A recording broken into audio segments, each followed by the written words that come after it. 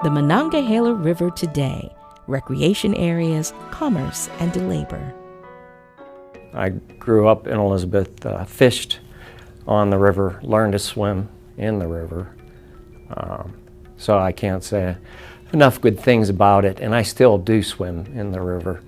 Not only do we have commercial navigation that works up and down the Monongahela River, but clearly this is also a place where people come to play. Recreational activities that happen up and down the Monongahela River are facilitated in part by the creation of these navigation pools that regulate the flow of the river all the way from West Virginia to here at the point at Point State Park.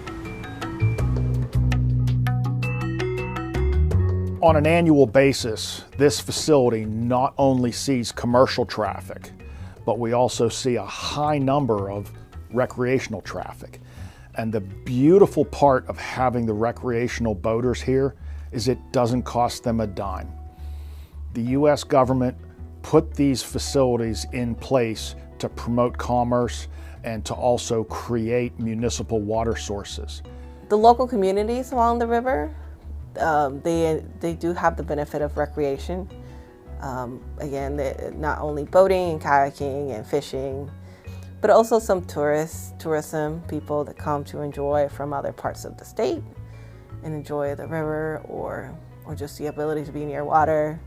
As I mentioned, a few of the towns have aquatoriums and other parks that host concerts or other kinds of festivals and events that do bring in people from outside the region. We see a significant increase in recreational activity along the Monongahela River, along the Allegheny Wharf, starting in about mid-April, as the weather starts to turn early in the spring before the summer season. Summer really picks up with our visitor volume and passive recreation. Passive recreation consists of fishing from the wharves, biking the wharves, hiking, walking. Many people come down from the business district during their lunch break or after work. And so now we have seriously tens of thousands of people that come through every year that are riding the Great Allegheny Passage, that are coming through regions that they may not ever have come through before. They're spending money, they're spending some time, and even more importantly, they're looking around and saying, this is a pretty great place, I'm gonna come back. So we host a great variety of events. Smaller events include 5Ks or fundraisers to include cystic fibrosis, MS, ALS, American Heart Association. Then we get into medium events all the way through large events. Now the larger events are generally surrounding something that's significant, a cultural celebration such as Juneteenth, a holiday such as July 4th.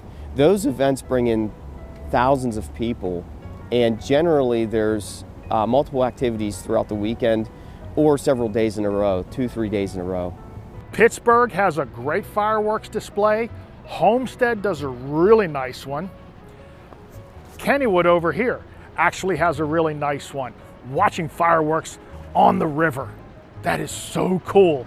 You've never lived until you get to see it that way. When Lock and Dam 3 comes out, that'll open up a 30-mile stretch of the lower Monongahela River, which will benefit both industry and people using the river for recreational purposes, which is an unintended consequence, but a good consequence. This region has made a concerted effort and a wonderful effort at reclaiming these rivers. On any given day, you can go down to the rivers here or go to the point and see recreation everywhere. People on boats up and down the river, people riding their bicycles along trails alongside the river. You have wildlife coming back, you have greenery coming back. You know, I am exceedingly proud to be from this region, and I'm exceedingly proud of what this region has done to recognize that the rivers are our main asset, and they are what has kept us going through all these years, and we have to treat them right. And we have to come back and keep treating them and keep growing and keep understanding that these are really not just the gateway to the west, but the gateway to the future for this region.